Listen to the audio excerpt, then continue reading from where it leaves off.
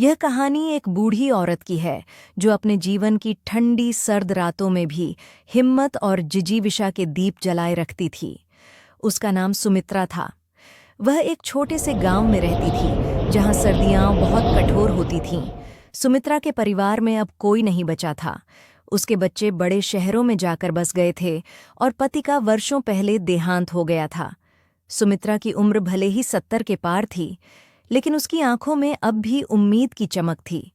गांव के लोग उसे ढंडी बूढ़ी औरत कहकर पुकारते थे, क्योंकि वह हमेशा एक पुराना शॉल ओढ़े रहती थी।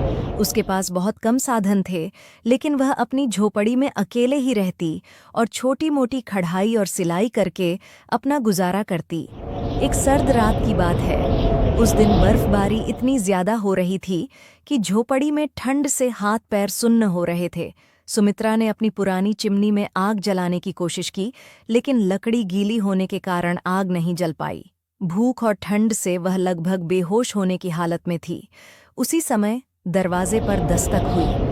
एक युवा लड़का जो शायद राह भटक गया था, मदद मांगने आया।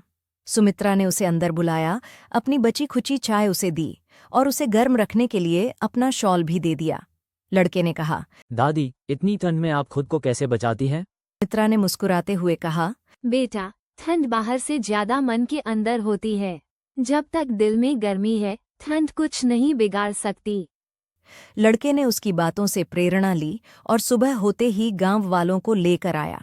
सबने मिलकर सुमित्रा की झोपड़ी को ठीक किया, उसे नई लकड़ियां और कपड़े दिए। अब सुमित्रा अकेली नहीं थी। गांव के लोग उसकी मदद करने और उससे सीखने आने लगे। यह कहानी हमें सिखाती है कि चाहे जीवन कितना भी कठिन हो, दूसरों की मदद और अपनी इच्छा शक्ति से हर कठिनाई को पार किया जा सकता है।